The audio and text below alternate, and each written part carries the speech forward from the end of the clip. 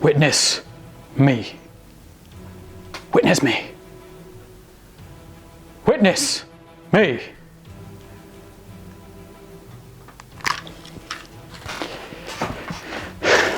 Hello and welcome back to another episode of Generation Films. My name is American Ben. Oh, to be in the world of yesterday. The days when we could, go outside, eat in restaurants, cough on our friends without care. Those days are over, my brethren. Now we wait as the world around us crumbles, as society collapses.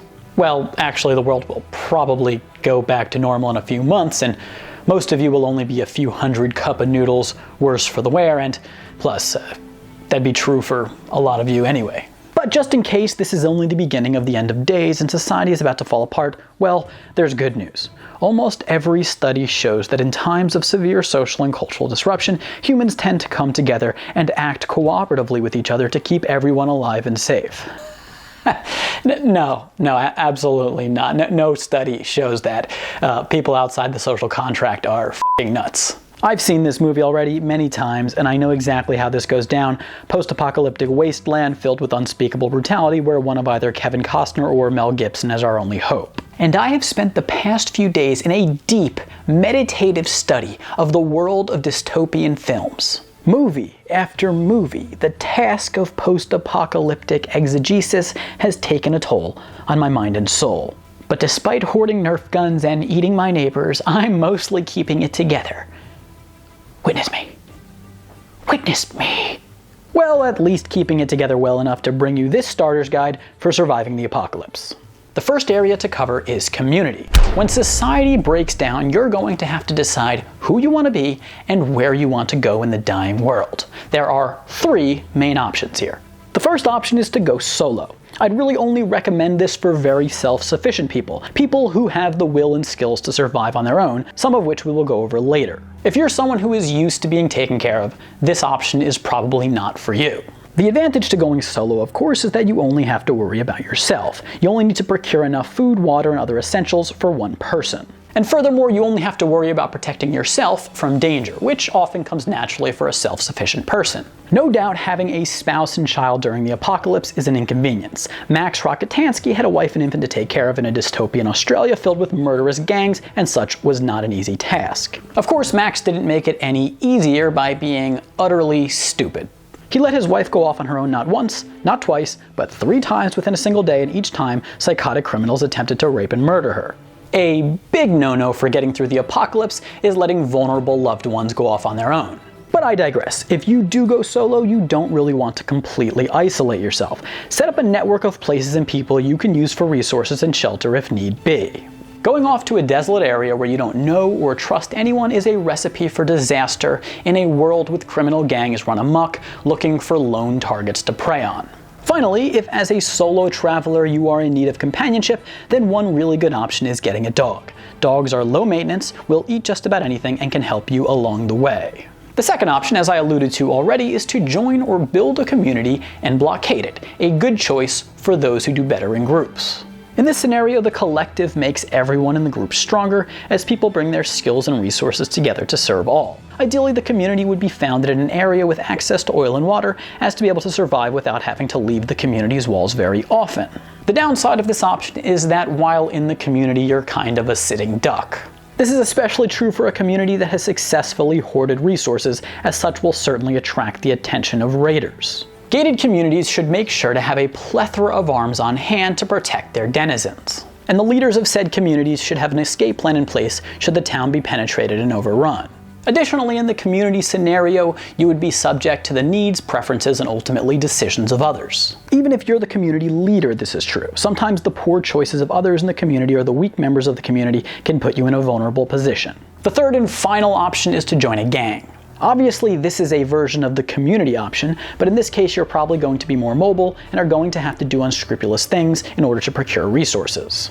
In other words, this option is mostly for the sociopaths among us who are willing to prey on others in order to thrive. The major upside to this option is obviously the strength of the group. Gangs engender fear among the masses, and most people will bend to their will and provide them what they demand. The downside of the gang option is that you yourself will probably be put in danger often, and your welfare won't necessarily be the greatest concern of the psychopaths around you who eventually might get you killed for frivolous reasons. That said, in doing so you'll get to say cool shit like, "Witness! Witness! The second area to talk about is transportation. Now, if you put down roots in a gated community, you might not require mobility, but if you're exposed to the wild post-apocalyptic expanse, you will learn quickly that a man's vehicle is his key to survival. Cars reign supreme during an apocalypse. Don't get me wrong, I love motorcycles and they do play an important role in a dystopian world.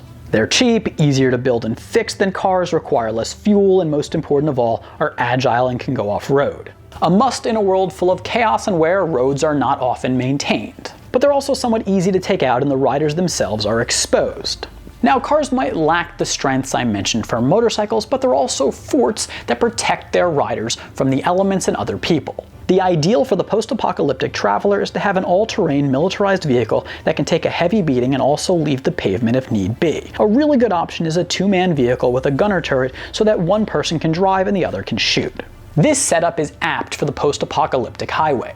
As for vehicle no-nos, do not get out of your car in a desolate or unfamiliar area. As a matter of fact, when in transit, do not stop and get out of your car unless you absolutely have to. And for fuck's sake, do not stop your car for a beautiful woman in distress. Listen to me, listen closely.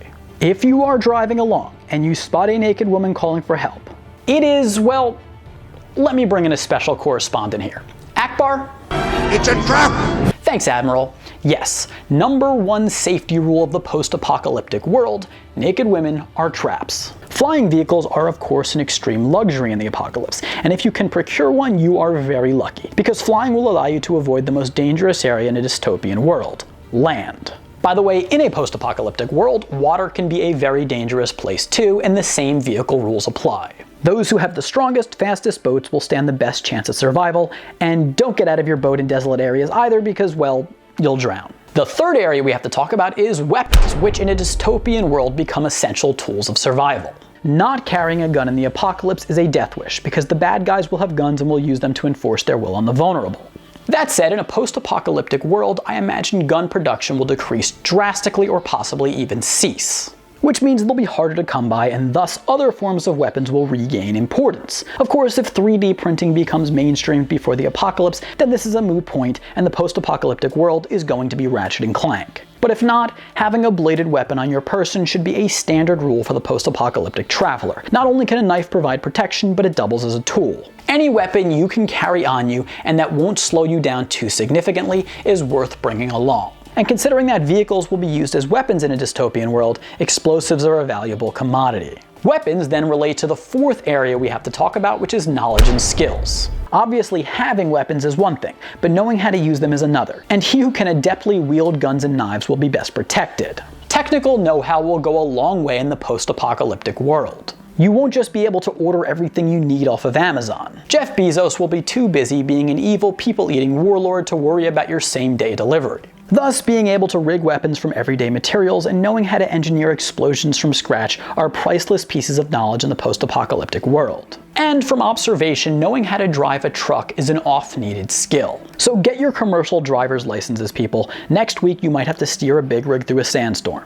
Listen, do you see how even during this temporary disruption to our lives during the outbreak of COVID-19, people are freaking out about getting what they need to survive? In the post-apocalyptic world, those who can make and do will thrive. Having a car or a boat is one thing, but there won't be many mechanic shops along the road in a dystopian world. So knowing how to fix vehicles yourself is of utmost importance. Combat skills are great, but honestly they'll only get you so far, and eventually in the real world without plot armor, you could die in any fight if someone just shoots you once. But if you know how to build, say, ships, people will be much more likely to want to keep you around. Such knowledge could potentially help you survive way better than a gun might. Furthermore, in a world where paper currency has lost its value, food, resources, and material goods will take on newfound importance in a barter economy. Thus, knowing how to hunt and sew will get you far. The hierarchy of professions will see radical reorganization in a post-apocalyptic world. A blacksmith will likely become more important than an accountant, but still perhaps not more important than a doctor. Hard to predict.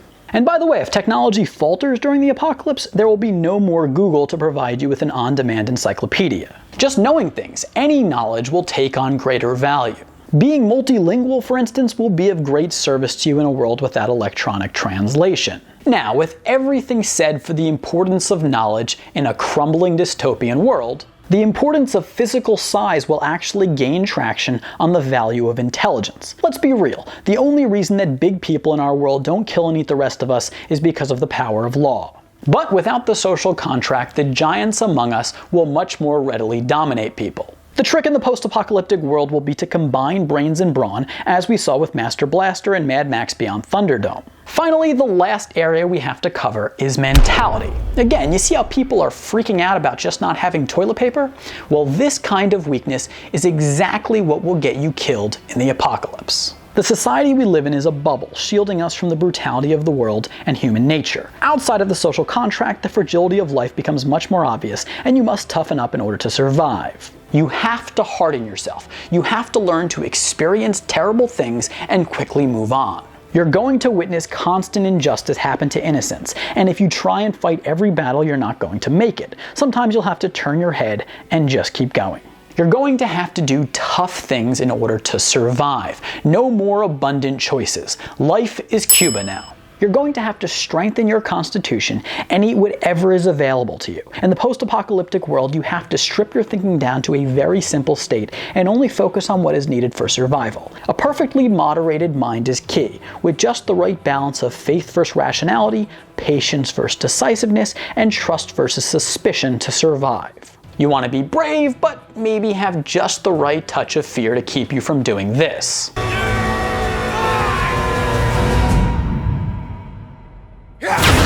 You might as well start training yourself now. Steel your mind so that by June you will be ready to ride eternal, shiny and chrome, and I myself will carry you to the gates of Valhalla. Anyway, that's the video. I hope you enjoyed it. If you did, please do give it a like, comment down below, offer up your tips for surviving the post-apocalyptic world. Also, remember to subscribe to our channel and hit that notification bell. I'm thinking about doing a how to survive a zombie apocalypse next, so y'all have all the necessary information for the times we live in. For now, my name is American Ben, and witness me. I'll catch you next time. Generation Films, peace.